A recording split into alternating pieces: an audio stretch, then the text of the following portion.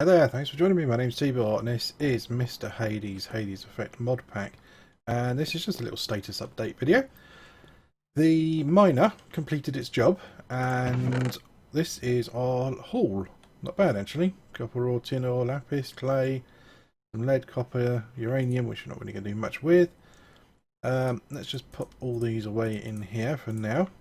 We're going to have to find a way of automating these at some point, but for now just sticking them away in chests is good enough for the time being. Let's just put that clay away as well. Now, whilst I was killing Endermen, as a few of them were popping up whilst I was messing around with the tree farm and just fine-tuning it, one of them decided to drop me a little present. Now, we'll have a look at it. And let's just put these over here. It's a dimlit parcel. Now this is from RF Tools and it allows you to create dimensions to visit. And these are actually pretty useful because if you've got enough RF power to maintain a dimension, you can create a dimension, you can travel there, and you can find some rare and interesting things that you won't actually find in the normal overworld or nether. Bear with me a second, I'm just tidying up and eating. So let's open the dimlit parcel and see what we get. Right, what have we got here? Basic energy module.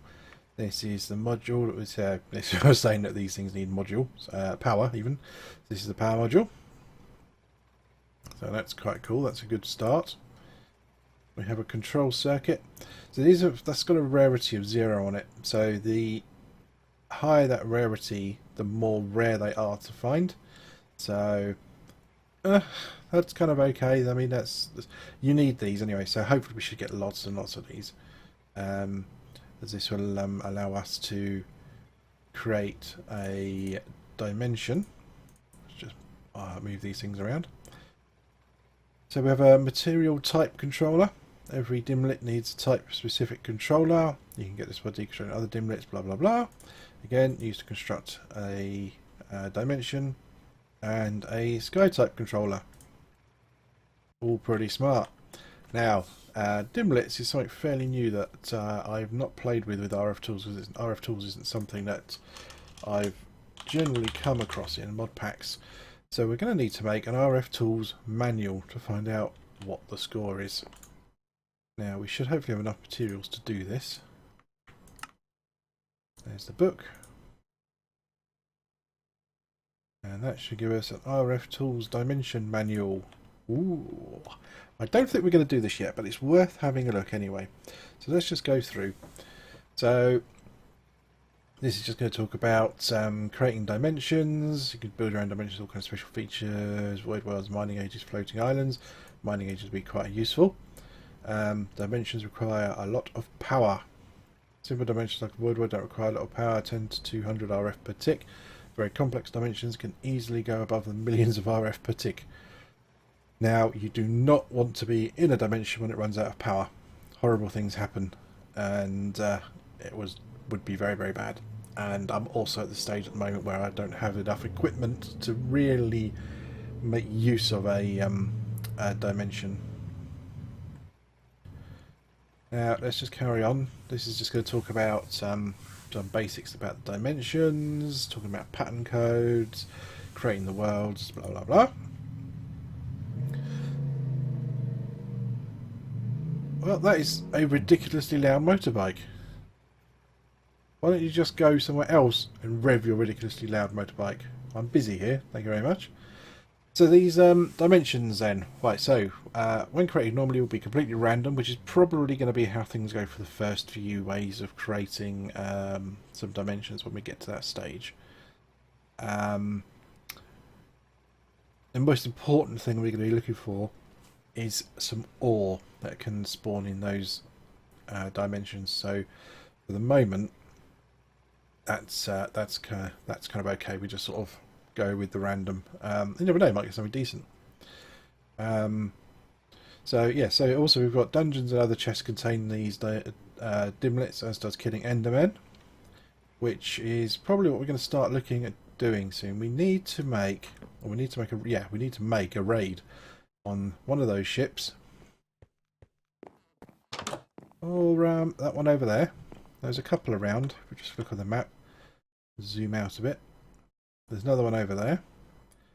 So we're probably going to have to make a raid on some of these ships at some point, and we'll just see how that goes. But that's going to be something for another video.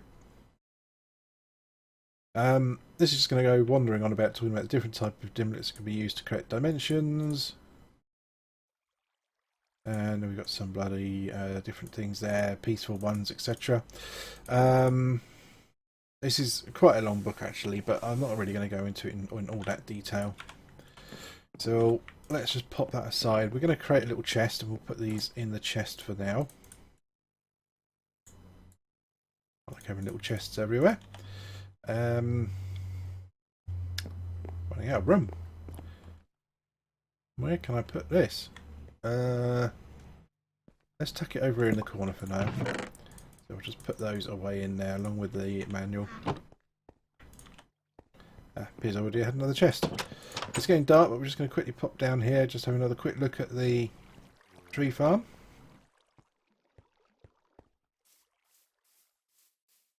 Build it in a little bit more just to let it carry on and produce stuff. That's running at full power. That coal generator's got a small amount of power reserved. That coal generator has a full amount of power reserved.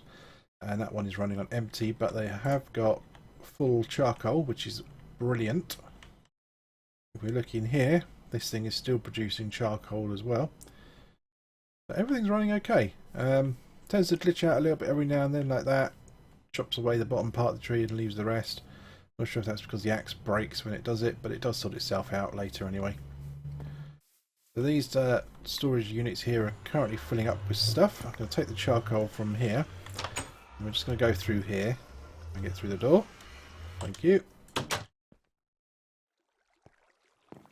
I can't miss the jump. Yes, Mr. Zombie. So this is where we are at the moment. I've relocated the miner to over here. Oh, it's filled up with random rubbish already. Let's pull out some of the more useless stuff. And I'll hold on to the dirt actually, because that will be useful for me for later.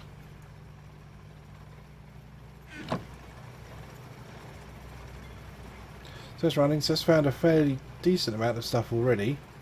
Hopefully it will pick up something really useful. The pump isn't really making much, doesn't do much for us really. It's just, yeah, just kind of sitting there. So this is part of the plan of the tree farm, is we now have these generators over here, which are feeding charcoal, or being fed charcoal I should say. Let's just split this charcoal up.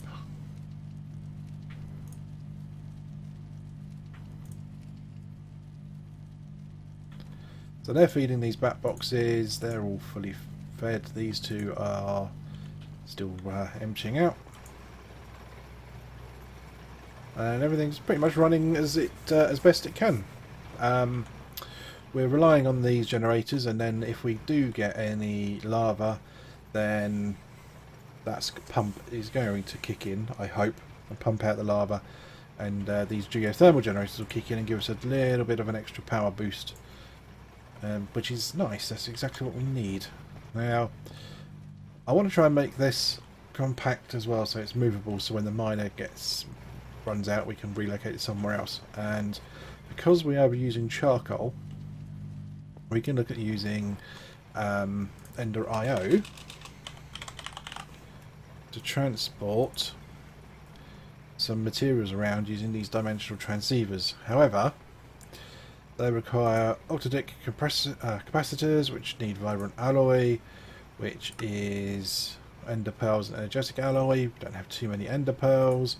We need an ender resonator, which requires an enderman head. We have none of those at all.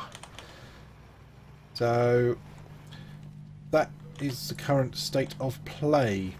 We're slowly getting there technology wise, and we just need to sort of look at possibly making a monster spawner of some kind, and I can't think of a way at the moment to make it fit in with everything else.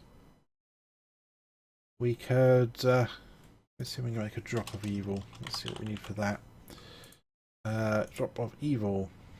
A rare drop from wither skeletons, so we need to gear up and go hunt wither skeletons to try and make ourselves some cursed earth. Now the nice thing with cursed earth is that will spawn more cursed earth. It actually spreads like grass, so we could potentially make a mob spawner, and we could then kill the mobs using some method, probably something like Ender IO, just to use the Killer Joe. But that's it for now. That is the state of play. Need to try and advance technology wise a bit more, so I'm probably thinking I may go to the nether and kill wither between this video and the next. But for now, that's it. I will see you next time.